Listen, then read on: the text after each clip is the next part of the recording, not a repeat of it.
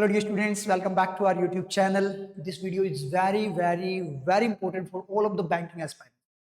तो भूल से भी स्किप मत करना क्योंकि यहाँ पे प्रॉपर डेटा के साथ फैक्ट एनालिसिस करेंगे, अपने रियलिटी चेक करेंगे आईपीएस का जो करंट सिनेरियो है, जो सिलेक्शन प्रोसीजर में है। जैसे इस बार अपने थोड़ा सा मैं हिंट दूं आप लोगों को, अपने सारी बातें करेंगे यहाँ पे, सारी की सारी चीजें मैं इंक्लूड करूंगा। तो एक हल्का सा हिंट दूं, इतनी ज्यादा वैकेंसीज के बावजूद अगर अपने बात करें, आपने भी नोटिस किया होगा कंपैरेटिवली जो कट ऑफ है वो हाई गई है, जबकि इतनी हाई नहीं जानी चाहिए थी। उस पॉइंट पे भी अपने बात करेंगे, सारी की सारी चीजें यहाँ पे इंक्लूड करेंगे ताकि आपको एक करंट जो सिनेरियो है वो डीकोड हो जाए, आपके माइंड में सेट हो जाए कि करंट में आईपीएस का क्या सिनेरियो चल रहा है, किस तरीके से उसका सिलेक्शन प्रोसीजर वगैरह क्या पैटर्न वो फॉलो कर रहा है। तो उसके अकॉर्डिंग आपको खुद को कंपेटेबल बनाना पड़ेगा, उसके अकॉर्डिंग ढालना पड़ेगा। अदरवाइज देखो, एनवायरमेंट के अकॉर्डिंग नहीं करोगे आप चीजें तो प्रिपरेशन वगैरह, तो फिर सिलेक्शन के चांसेस बहुत ज्यादा कम है। इस बार अपनों ने एक चीज नोटिस की है, आरआरपीओ के जो अपना रिजल्ट आया था उसमें भी नोटिस किया था, और आईपीएस क्लरिकल में भी अपनों ने नोटिस किया है। सबसे इंपॉर्टेंट रिजर्व लिस्ट का जो सिनेरियो है कि बहुत ज्यादा रिजर्व लिस्ट है यार। यहाँ पे अब अपने वो भी बात करेंगे भाई, रिजर्व लिस्ट क्लियर होने के चांसेस कितने हैं, ये सारी की सारी बातें अपने करेंगे। और जो भी आपके डाउट्स है, कुछ भी डाउट आते हैं माइंड में, वो मैक्सिमम डाउट मैं आज क्लियर कर दूंगा आपको, ठीक है। तो लास्ट तक बने रहना वीडियो में। तो रिजल्ट की रियलिटी चेक में बात करूं, रिजर्व लिस्ट ज्यादा ही है, भर भर की रिजर्व लिस्ट है। एक और पॉइंट भी हुआ है यहाँ पे, जो बहुत सारे बच्चे, अपनी कोचिंग के भी बच्चे हैं, बहुत सारे बच्चे यहाँ पे सेक्शनल कट ऑफ में भी गए हैं, ठीक है। और बहुत सारे बच्चों की रिजर्व लिस्ट भी आई है। अब मैं आपको थोड़ा सा फैक्ट की फॉर्म में, डेटा एनालिसिस की फॉर्म में बात करते हैं। सबसे पहले बात करते हैं रिजर्व लिस्ट पे, और चांसेस क्या है और क्यों इतनी रिजर्व लिस्ट ली गई है। क्योंकि अगर वैकेंसी की मैं बात करूं तो अभी इन्होंने अपलोड कर दिया है जो ओरिजिनल जो वैकेंसी जिस पे इन्होंने रिक्रूटमेंट किया है, तो वैकेंसी में तो इन्होंने कोई चेंज नहीं किया, मतलब कम वगैरह नहीं किया यहाँ पे। फिर भी अगर अपने को कोई लगता है ऐसा पॉइंट कि भाई हो सकता है इन्होंने उतना, जितनी वैकेंसी उतने बच्चों को रिक्रूट ना किया हो, तो उसका तो तब पता लगेगा जब ज्वाइनिंग हो जाएगी। उसके बाद जब आरटीआई लगाई जाएगी तब अपने को पता लगेगा कितने बच्चों ने वहां पे ज्वाइन किया, और वहां पे ये भी पता लगेगा कितने बच्चों ने ज्वाइन किया। तो उसके कारण उसके अकॉर्डिंग अपने रिजर्व लिस्ट पे भी बात कर सकते हैं, वो बात की बातें हैं। लेकिन अभी जो पॉइंट्स हैं, जैसे इन्होंने वैकेंसीज के बारे में बताया, तो इन्होंने कोई कम नहीं की है। तो वैकेंसीज तो पूरी की जितनी थी उसके अकॉर्डिंग ही रिक्रूटमेंट हुआ है। लेकिन रिजर्व लिस्ट इतनी ज्यादा देने का रीजन क्या है, क्योंकि अभी अपने बात करें एक चीज, तो आईपीएस का जो पैटर्न है, अब यहां से आपको पॉइंट मिलेगा रिजर्व लिस्ट क्लियर होने के कितने चांसेस है। तो आईपीएस ने ये पैटर्न तैयार किया है अभी। सबसे पहले एसबीआई पीओ, फिर एसबीआई क्लैरिकल, फिर जो पीओ के, मतलब पहले पीओ ऑफिसर्स को यहाँ पे रिक्रूट करने का उनको रिजल्ट का ये था। उसके बाद में इन्होंने क्लैरिकल को रिक्रूट करना स्टार्ट किया है। जैसे बाद में एसबीआई ले लिया, एसबीआई के बाद आईपीएस क्लर्क ले लिया, और फिर आरआरबी ले लिया। यानी एक पैटर्न फॉलो कर रहे हैं। और क्यों फॉलो कर रहे हैं कि होता क्या है कि जो ग्रामीण बैंक क्लर्क बन गया और बाद में एसबीआई में हो गया, तो वो वहां पे छोड़ के चला जाता है। तो इससे क्या होता है, वो वैकेंसी वहां पे होती है, जो सीट होती है वो वैकेंट हो जाती है। इससे बैंक को रन करने में दिक्कत होती है। तो उसके अकॉर्डिंग उन्होंने जो सिनेरियो क्रिएट किया, उसी के अकॉर्डिंग उन्होंने रिजर्व लिस्ट वाला काम किया इस बार। अगर आप देखो तो मतलब बड़े बड़े मार्जिन है यहाँ पे। आरआरपीओ में तो 5.5 नंबर तक का मार्जिन लिया है रिजर्व लिस्ट में। यहाँ पे भी हमारे स्टूडेंट हैं, उनमें एक मैक्सिमम पे 1.5 नंबर के राउंड है, उसके मार्जिन यहाँ पे है। तो अब अपने फैक्ट की फॉर्म में बात करें थोड़ा सा, अगर आप यहाँ पे देखोगे चीजों को, तो मैं यहाँ पे आपको बताऊं, रिजर्व लिस्ट के चांसेस देख लो एक बार। देखो ये ज्योति स्वामी अपना भी सिलेक्ट हुई है बच्ची, ठीक है। और इसका किसमें हुआ है, आपका बैंक ऑफ इंडिया में हुआ है। और इसी बच्ची का आरआरबी पीओ में रिजर्व लिस्ट में है ये बच्ची, ठीक है। अब आप थोड़ा सा फैक्ट पे अगर अपन बात करें, चांसेस की फॉर्म में रिजर्व लिस्ट, ये बच्ची अगर आरआरबी पीओ इसका क्लियर होता है, मतलब रिजर्व लिस्ट मैक्सिमम मोस्टली होता ही होता है, ठीक है, वो क्लियर हो जाते हैं, तो ये बच्ची कहाँ जाएगी, ये bank of India clerical join करेगी या आरआरबी पीओ, या आरआरबी पीओ ज्वाइन करेगी। इसका मतलब आईपीएस क्लैरिकल में एक वैकेंसी क्या होगी यहाँ पे, वैकेंट होगी, एक सीट यहाँ पे वैकेंट होगी। और जिस ईयर का रिक्रूटमेंट होता है फाइनेंशियल ईयर का, उसी फाइनेंशियल ईयर के रिक्रूटमेंट पे ही ये रिजर्व लिस्ट को फिल किया जाता है। मतलब उन वैकेंसी को उसी से रिजर्व लिस्ट से फिल किया जाता है, ना कि नेक्स्ट वाले में उसको दिया जाता है। फिर भी बाई चांस ना फिल हो, फिर बैकलॉग वगैरह की फॉर्म में बाद में वैकेंसी आती है। तो इसका मतलब यहाँ से एक कैंडिडेट अपने सिलेक्शन में देख लेते हैं, एक कैंडिडेट तो यहाँ से ये देखो ये गायब हो गया लगभग। अब मान लो कि आरआरपीओ में रिजर्व लिस्ट क्लियर होने के बाद ये बैंक ऑफ इंडिया या तो ज्वाइन ही नहीं करेगी, पहले ही रिजर्व लिस्ट आ जाती है, तो पहले तो मेरे हिसाब से आएगी नहीं, और अगर बाद में आती है तो इस पे रिजाइन करेगी ये बच्ची। इसका मतलब कि यहाँ से वैकेंट होने वाला है, तो यहाँ पे पूरे पूरे चांसेस अपने क्या, आईपीएस क्लरिकल की जो रिजर्व लिस्ट है उसके क्लियर होने के। समझ में आई बात। उसके बाद में अगर अपने बात करें नेक्स्ट, और कोई बच्चा है क्या यहाँ पे उसके बाद में रिया अगर स्वामी नहीं है, कंसल सारण, खुशबू, इनका आईपीएस क्लरिकल, चाइना सैनी, चाइना सोनी को आप देखो। और ये मैंने आपको दिखाया भी था, अगर आपको थोड़ा सा पता हो तो। ये अपने स्टूडेंट्स हैं, अपने स्टूडेंट्स में देख लो आप हाल क्या है। तो आपने पहले भी ये फोटो देखी होगी, ये देखो चाइना सोनी, एसबीआई जे। अब आईपीएस क्लरिकल में भी हुआ है, एसबीआई में भी हुआ है। अब बताओ क्या ज्वाइन करेगी ये बच्ची 100% गारंटी है एसबीआई ज्वाइन करेगी। अगर इसने एसबीआई ज्वाइन किया, एसबीआई ज्वाइन किया तो यहाँ से भी एक सीट और 2 सीट यहाँ पे देखो वैकेंट हो गई है। अब ध्यान देना इस चीज पे।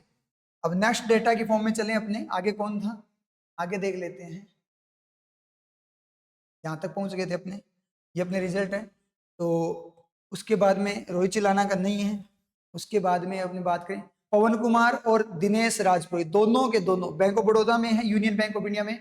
दोनों के दोनों आरआरबीपीओ में इनका फाइनल सिलेक्शन हो रखा है दोनों बच्चों का। ठीक है, अब आरआरबीपीओ का अगर आपको मैं दिखाऊं तो यहाँ मैं इसमें दिखा देता हूँ, एक एक फोटो नहीं दिखाऊंगा क्योंकि ये तो अभी क्या है, जो एसबीआई और आईपीएस क्लरिकल के जो है रिजल्ट अभी भी चल रहे हैं, मतलब बच्चे कांटेक्ट कर रहे हैं तो अपने पास रिजल्ट आ रहे हैं, तो वो अपडेट हो रहे हैं टेलीग्राम चैनल पे। अगर आपको देखना हो तो टेलीग्राम चैनल ज्वाइन कर लेना, वहाँ पे मिल जाएंगे वो रिजल्ट जो अभी नए अपडेट हो रहे हैं। हो सकता है ये वीडियो बन रही है उस टाइम पे भी कुछ अपडेट हो गए हो, तो उसका जो डिस्क्रिप्शन बॉक्स में है ना, उसका लिंक मिल जाएगा टेलीग्राम चैनल का, वहां जाकर देख लेना।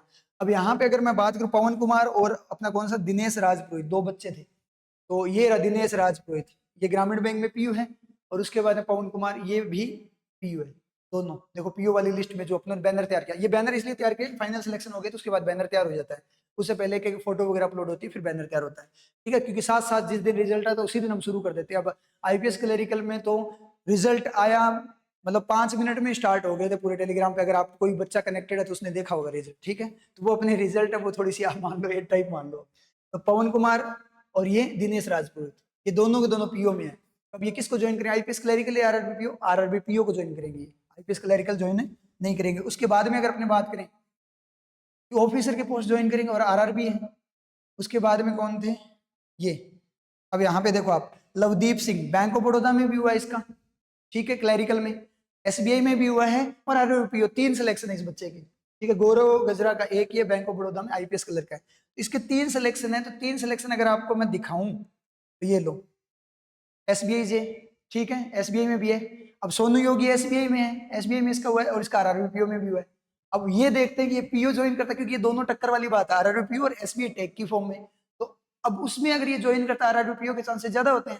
ठीक है, क्योंकि इसका एसबीआई जे भी गुजरात से और आरआरबीपीओ भी गुजरात से है। ये बच्चा उस बेस में जो ज्वाइन करेगा, किस बेस पे ज्वाइन करेगा कि भाई आरआरबीपीओ में तो 2 साल बाद मैं स्केल 2 लेकर आ जाऊंगा, एसबीआई जे में अभी क्या है ट्रांसफर वाला इश्यू है। तो इसका मतलब ये आरआरबीपीओ ज्वाइन करे तो यहाँ से एसबीआई जेई की वेटिंग लिस्ट क्लियर होगी। मतलब पूरा का पूरा, मतलब ऐसे मान लो तांडव रचा हुआ है एक टाइप से। अब की बार कुछ समझ में नहीं आने वाला, वेटिंग रिजर्व लिस्ट मतलब बहुत ही शानदार वाला चांसेस है क्लियर होने के।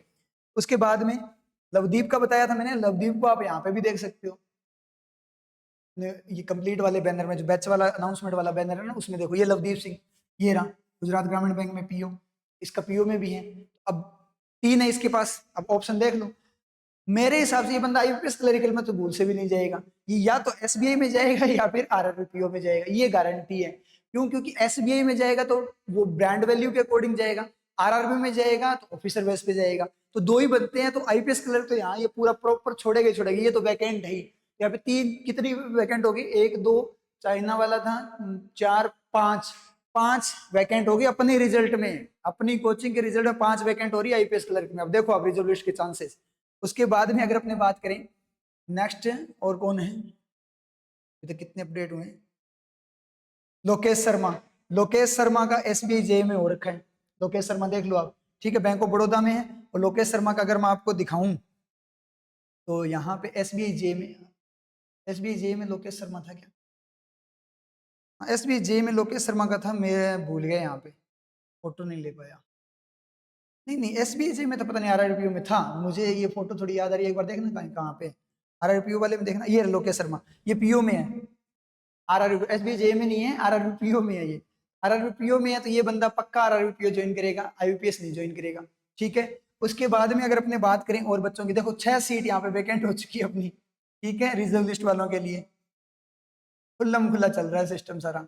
अजय, उसके बाद में आप अजय को देखो, अजय बैंक ऑफ बड़ौदा में और अजय का एसबीआई जे में भी हुआ है। ये मैं डेटा चेक करवा रहा हूँ प्रॉपर वे में, तो बहुत ही पॉजिटिव न्यूज है आप लोगों के लिए, बहुत ही शानदार वाली। उसके बाद में बात करें अजय का नहीं रखा, क्या एसबीआई जे में है? अजय का मैं भूल गया, इसमें रखा नहीं मैंने, लेकिन एसबीआई जे का है। ठीक है, एसबीआई जे, क्योंकि आप देखो टेलीग्राम पे जाके तो आपको दिख जाएगा, एसबीआई जे में है इस बच्चे का।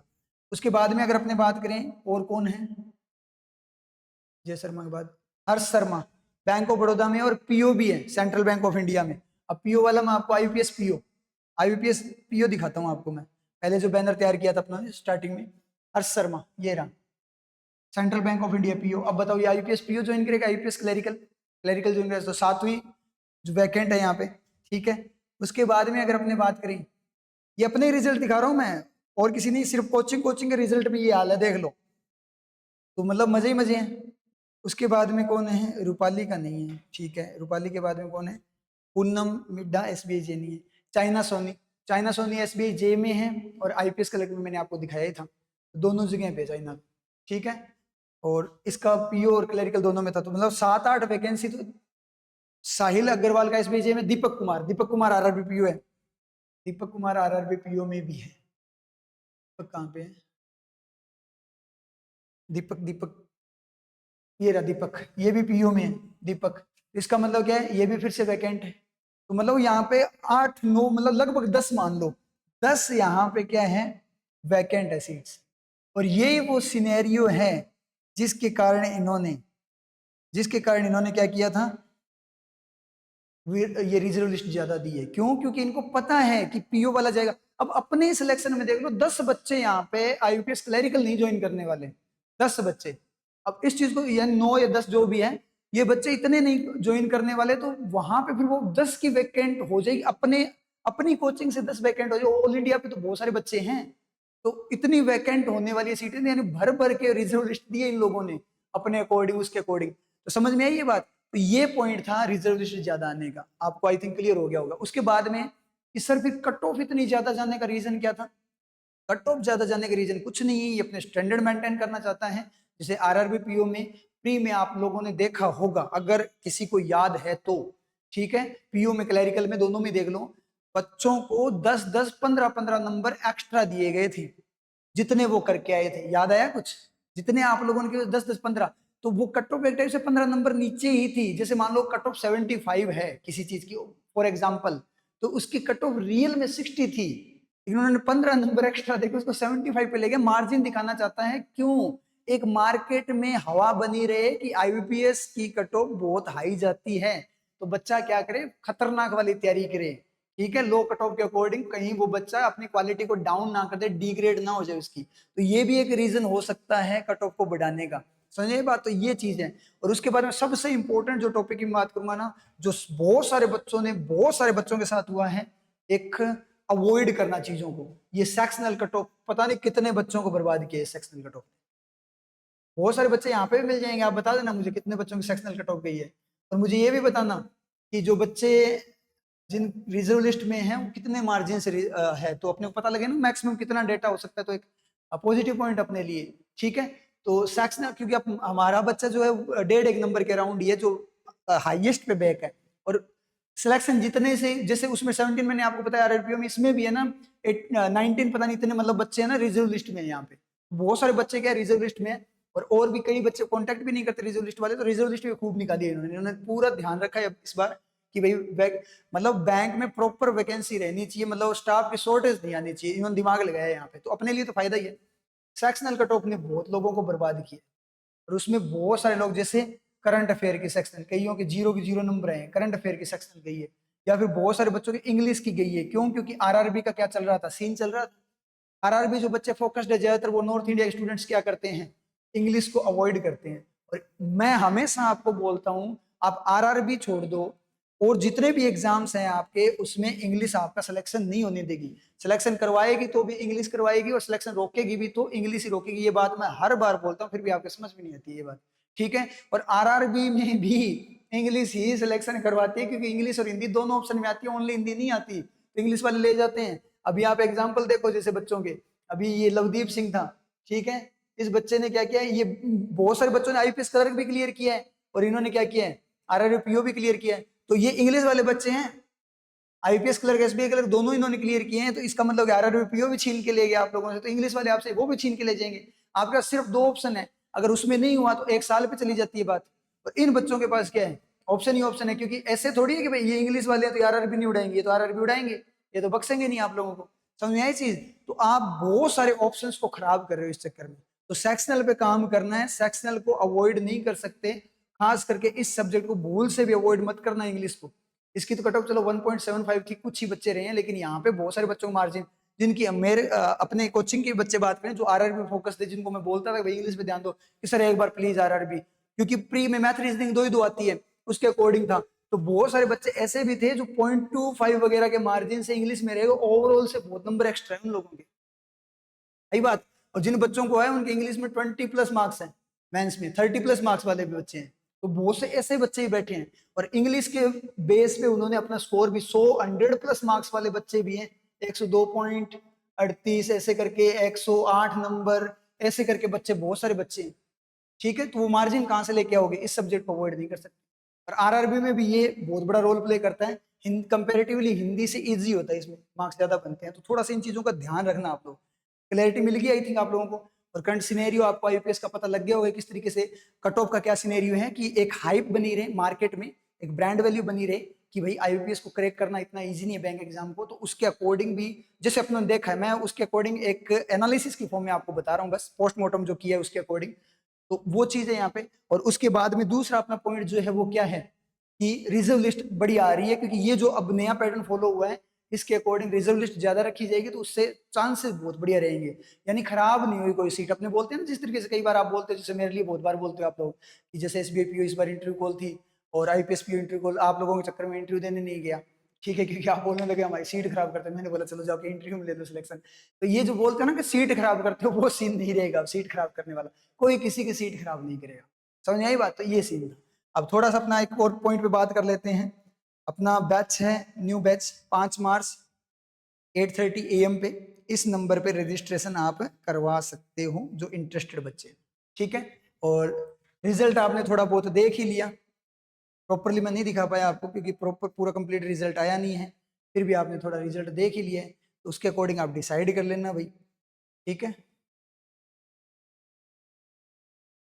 ये रिजल्ट है अभी रिसेंट का है जो, ठीक है, इसमें आईबीपीएस पीओ भी था पीछे। ठीक है, ये मैंने पहले दिखा ही रखा आप लोगों को, ये मत ध्यान देना, ये पहले का बैनर है, फरवरी में नहीं है, बैच अपना अभी है। ठीक है, तो यहाँ पे क्योंकि परसों से बैच है तो आप यहाँ पे रजिस्ट्रेशन करवा सकते हो। ये ब्रांच है 42 मुखर्जी नगर, नजदीक main bus stand Sriganganagar. Location ना मिले तो गूगल मैप पे RGBC SGNR लगा देना आप। ठीक है, वहां पे आपको लोकेशन मिल जाएगी,